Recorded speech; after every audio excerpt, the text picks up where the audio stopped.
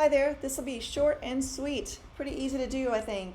This alphabet poster should be a lot of fun. You're gonna have 2 weeks here to kind of go out there and search for the letters of the alphabet out in nature. You're gonna create a theme, like architecture or metal or plants or whatever you might wanna do. That is the preferred way of doing it. So just kind of think about this and have a good time with it. I do want you to think about taking, like if you find a letter O in a tree, and then you find a letter O in architecture or on a building or something, take variations. Don't just take one O and call it a day. Go look for different letter forms in different places, and then when you come together at the end to put everything together in the InDesign file, you'll have different options to choose from and make your consistent theme a little bit better. Okay, so just quickly going through this. Here's your assignment tutorial. Again, you're designing an alphabet with 26 theme photos, and there's your theme suggestions. You can do whatever you think you might want to do. All right, you can read through this. I don't need to show you, but here's a cool little play right out of nature. Again, you choose a theme and go have some fun and find some letter forms. You're going to be creating a poster and then also a contact sheet of all photographed images. So if you've got 8 A's and 3 B's and 1 L and whatnot, you're going to show them all in the contact sheet. So it gives me a good representation of what you did, that it's your work. Okay, so the contact sheet is a necessity. Okay, there's a suggestion of taking more than one letter form, so you have options at the end. This is going to be a template that I've got created in InDesign for the 26 letters, so everybody will have this similar format. I should say same format. You're going to make a contact sheet, like I said. I'm going to show you that in just a little bit of just a few things that I've got. Here's just some inspiration and a few different other things too. So what you want to do, of course, go out there and take your photos. Take multiple photographs. Organize your content. When you're done, stick them all in one folder. I've just got a few things, and of course these aren't mine, all right? This is just to kind of give you an example of what to do. But you're going to create a folder and then stick all your pictures in there. All right, and then I'd probably go ahead and name them, but it'll be a whole lot easier to find things when you're going into the InDesign file. Okay, so when you get into this process of production, you're going to open up the provided file, and right now we just get a bunch of boxes. All right, they're all graphic frames. And if you don't see them, these are just guides. So if we're new to InDesign, all right, so this might be a little tricky, but we're opening InDesign. There's a few things we can look at. Viewing, we've got screen mode. If I go to preview, you'll see absolutely nothing, okay?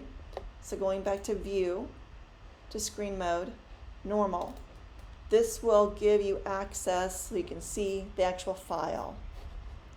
If we click on the first item and there's nothing inside of it, so you've got to click on the outside, like where the border would be if we had a black border. I'm going to click here on the first item and go to File and go to Place. And then I'm going to choose what letter. Like I like this letter, which A do I want? I'll put that one in, it's pretty cool. Okay, there's A. Now, you can only see part of it. So inside here, if you move your mouse on top of any picture and you go in the middle, let me zoom this up, this is awfully small, sorry. If I zoom in here, there's a center like a little circle in here. If you right click here, you can, okay, what am I doing? Okay, not in the middle, my bad. Click in the anywhere in here and go to Fitting and go Fill Content Proportionally. Fill Frame Proportionally. Let's do this. Fill Frame Proportionally. And there's your A. Okay, so I'm going to go to B, click on this frame, Go and file place.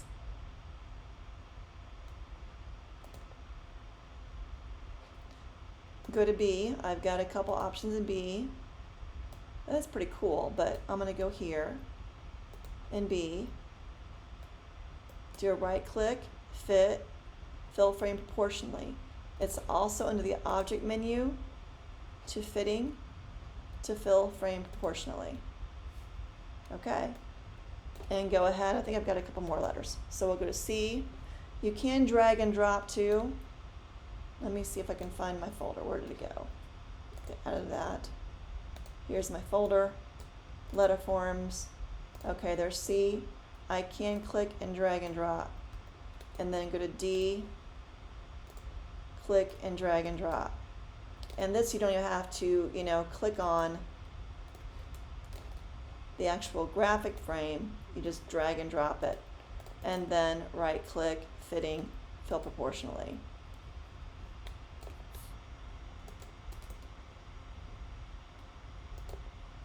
Okay, now one more thing about this. The C, if I click inside on the center point, I've got like two frames in a sense. With InDesign, you have the graphic frame that it sits in. And then if you click on the center point, you get another frame. And can you see this? It is bigger. It goes out here. This means that there's more photograph than what's fitting into the graphic frame. And if you do that, you can click in the middle of it, and I can use my arrow keys to move this over if I want to. So you can center that a little bit better. Okay, let's see what I've got for D. If I click in here, my D is wider, but I kind of like where it's sitting. That's okay. My B, can I go over? Yeah, most of my photographs are pretty square, so I'll make B and go over a little bit. And the A worked out pretty good, but if I click in the middle of it again, now take a look again. If I click here, I'm getting a graphic frame. You see the handles? If I click in the middle, then I get access to the actual photo size. And I can click in here and drag it around. You see it? And then I got to make sure it's filling the frame really well. So after you fit it, it's probably best just to click in the middle to access the photo and hit your arrow keys to go in here. Okay? Again, make sure you get your name on here, last name. Now once you've got them all in here, you're going to save it, and then you're going to do we're going to do an export, because if we do a save as, we're not going to get a PDF option, okay? You're going to have to do a file export. Okay, going in here, and make sure the format here is PDF, and then you can save it in here too. I'll go ahead and save the PDF here. And we're going to let everything go as default. There's no compression, there's no marks and bleeds, it's just default, okay? And we'll export it. And then what it will look like is this. Okay, the other thing is, and I hope that's enough to kind of guide you through how to just place graphic images in this template, okay? I'm going to close this out and go back over here for a second. Now, we've not used Photoshop, and if I need to, if we run into any problems, we can always set it up and send, maybe we could do a right click here and compress and send that to me. But I'd really, really like to see is all of your letters that you created or you took photographs of. And to do that, again, number one is organization, okay? If all your pictures are in one folder, this is a piece of cake. So I'm going to go to Photoshop. Thank goodness it's open. Okay, don't save this. Cancel, close. Okay, I'm opening Photoshop. I just got to bring it into the window. Okay, so here's Photoshop. Move this out of the way a little bit. Okay, so here's Photoshop. And what we're going to do is we're going to do a file, and we're going to go to automate, contact sheet 2.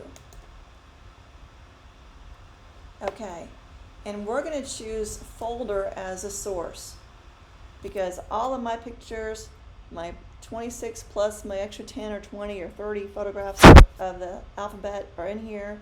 Choose a folder, then go and actually choose the actual folder, and we need to go to okay, all this stuff in here. I've got so much stuff.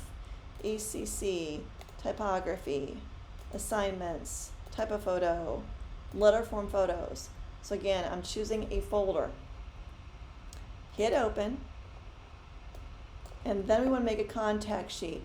This is an 10 by 8, so it's horizontal right now. That's fine. The big thing you want to do here, don't worry about anything else except the columns and rows. This is going to, the columns and rows is just multiplying. Okay, if you got 6 columns and 5 rows, that's 30 pictures per page, right? So if I do 6, and since it's horizontal, we'll do less, we'll do 4. Okay, that's 6 times 4, so that's 24. That'll give me 24 photos per page. Again, folder, choose the actual folder, make number columns and rows. You don't want 2 by 4 because that's only going to be like 8 pictures per page, and it's going to be a massive thing. We don't need these pictures. We want little thumbnails, so tiny is fine.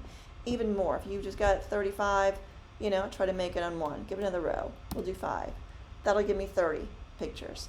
And then I'll hit OK and let the computer do its thing.